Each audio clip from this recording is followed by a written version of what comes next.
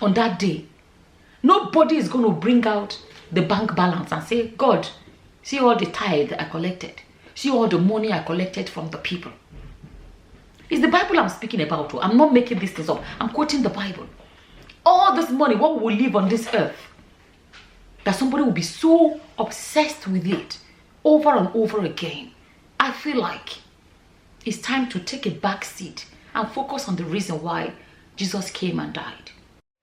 Hello guys, and welcome back to my channel. If you're new to my channel, hello and welcome to my channel. My name is Sama. If you're coming across this is like how many videos I'm filming in one day. I'm going to show you guys this. I now sell these things all the way from Nigeria.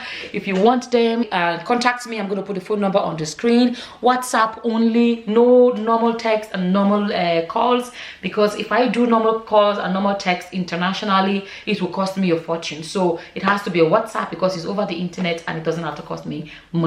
Okay, if you want any of them, I'll show you the back. They are so comfortable. The material is comfortable and amazing, and as an African, they make me feel very organic. Okay, that's that. I want to speak about Pastor Adeboye tithing argument going on. I just want to say this, right? Because I came across a video. Okay, let me actually let you guys watch this video. One of my pastors went on the internet and he said he wanted to preach a sermon on why people should not pay tithes. And I watched the sermon. In fact, when he was talking about preaching the sermon, I saw the way he was adjusting his jacket. So I thought, this man is ready for something serious. So I was ready. Quickly got my pen and paper. I wanted to learn some heavy stuff. I was disappointed,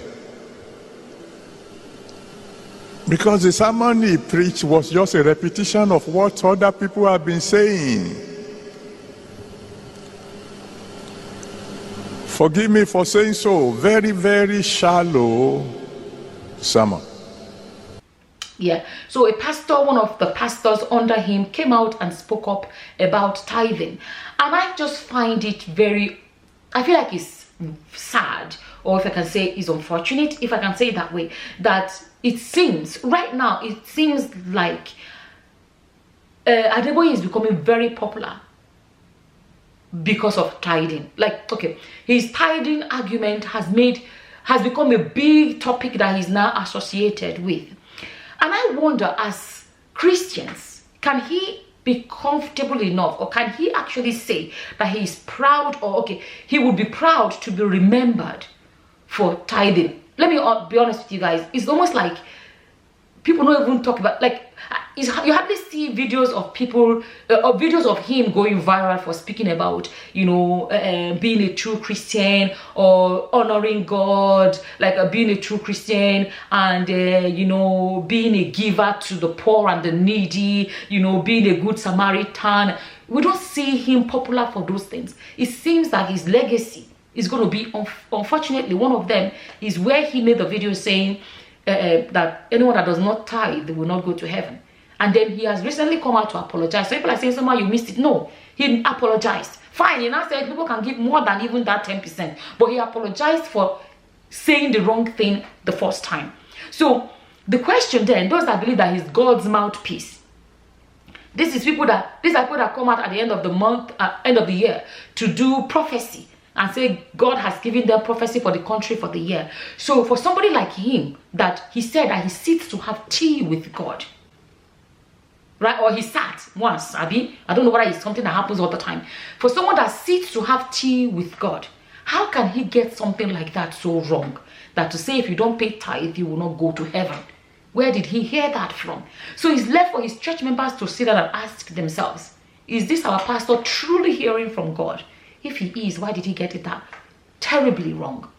And then going back to the pushing of the tithing, is my opinion that I feel like it's sad that a man that is seen as working for God, is a preacher and is a man of God, like they call them. I've always said, all of us, the man and women, All Christians are supposed to be the men and women of God, right?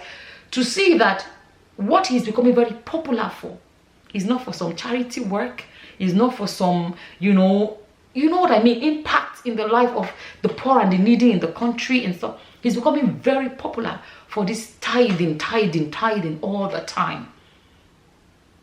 Then the question is, what is the obsession with tithing? What is it? Christianity is not about money. It's that obsession with tithing. Let me tell you guys, you may argue all you like. When we started this thing that time, I remember when I started speaking. So the first thing that surprised me when people started calling me Mommy Freeze, I didn't know what that meant. I was like, which one is Mommy Freeze again? Mommy Freeze. And I found out that there is somebody called Daddy Freeze, and that's how they're calling me. That was how I discovered Daddy Freeze, and that was how I ended up knowing him. I didn't know him before.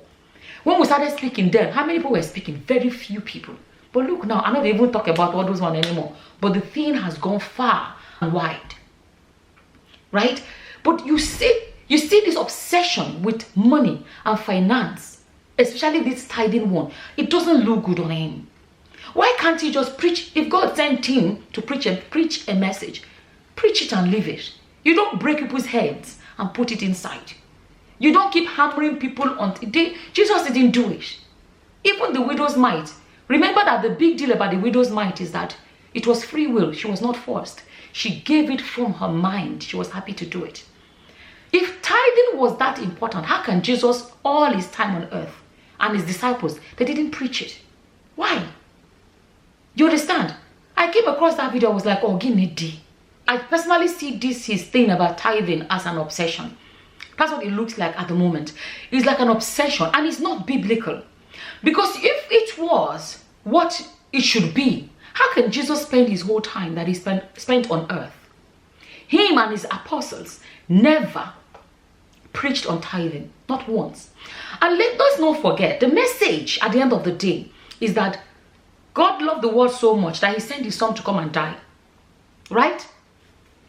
That whoever believes will be saved. Not whoever tithes. Not whoever pays to the church will be saved.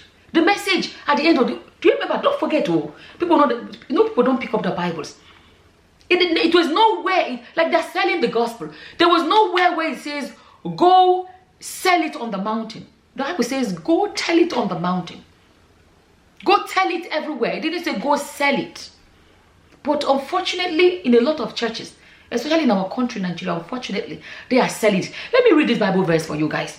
If you go to Matthew chapter 10. Let me start from 7. As you go, proclaim this message. The kingdom of heaven has come near. Heal the sick, raise the dead, cleanse those who have leprosy, drive out demons. Freely you have received. It's the Bible I'm reading. Freely give. You don't pay for it. But they have come, the version of Christianity a lot of them preach is like Christianity is for sale, available to the highest bidder. It's not biblical. I just wanted to quickly speak on this obsession, complete obsession with money, tithing especially. I just feel like, honestly, that the way we're going, it seems like what... You see, when I say this, it's trying to remember, it's like, oh, he preaches this, he preaches that. It's not about that. When outsiders are looking from out, you may be like, hey, it's my pastor, da, da, da. Your Christianity is not, Christianity is not, it's not about you that are already inside. It's about the outsiders that are watching. That's why in the Bible talk about the shepherd that left 99 for the one. The pastors of these days, they are ending up losing the outsiders. The souls that are out there that are looking from inside. Are the messages they are preaching enough to pull them in, or is it enough to scare them off? Think of a country like Nigeria where there's so much wretchedness and poverty.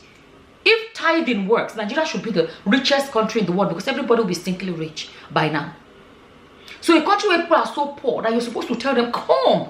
I've shown you guys several times how the Bible said that. It said everything that was brought to the apostles' feet, the offerings that the apostles distributed to everyone according to their needs.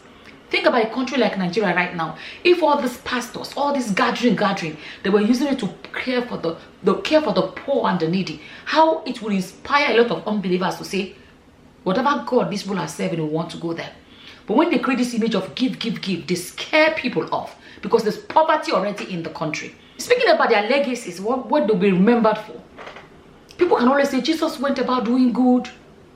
He was healing the sick. Him and his apostles were feeding the multitude. They were caring for the poor. The apostles were distributing everything that were brought to their feet among themselves. But what would they say about your pastor? What legacy? Like your pastor will be remembered for dragging people over tithing. That is all. You understand? The world should be able to see from you. I've told people before, Christians are supposed to be the salt that people can taste and see that the Lord is good. You understand? Christians, the life of Christians should be the Bible that the world can read. When people see you, be like, whatever she does, whatever he does, I want to do it. Whatever church she goes to, I want to go there. But if what your pastor is known for, especially in the financial crisis in Nigeria, is to be dragging people over tithing, telling them to double it, triple it, quadruple it. Ask yourself, is that what Jesus died for? Something else I want to say, I almost forgot to say it. The way the Bible explains to us, and God will be like, well done, you faithful servant. Servant has played the role in saving of souls. On that day, you know, they should be turning up on that day and be like, yes, Father God, I have done this. Look at the souls that I have brought to the kingdom. On that day, nobody is going to bring out the bank balance and say, God, see all the tithe I collected. See all the money I collected from the people. It's the Bible I'm speaking about. I'm not making these things up. I'm quoting the Bible. All this money, what will live on this earth, that somebody will be so obsessed with it over and over again. I feel like it's time to take a back seat and focus on the reason why Jesus came and died. Jesus didn't come for money. He didn't. And I've said it before, when they keep preaching money, money, money, come to me, you can become rich. If you give tithe, God will double it. God will quadruple it. If somebody walks into their churches already rich, if Dangote was to go there, what would be the message for Dangote? Because Dangote is not coming there to look for money. Many wealthy people did not go to church to make it. They went out there to do business or whatever to make it. And then they come into, what message do you have for them then when money is not an issue in their lives? Salvation is not money. So the true gospel is the gospel for both the rich and the poor. But when your gospel becomes money, it becomes a gospel for the poor. I don't know anyways. I saw that I wanted to share it. As always, this is my opinion about it. And as always, whatever your opinions are, please leave them in the comment section below. And with that, I'm going to say thank you for watching. Until the next time, guys. Bye-bye. Bye.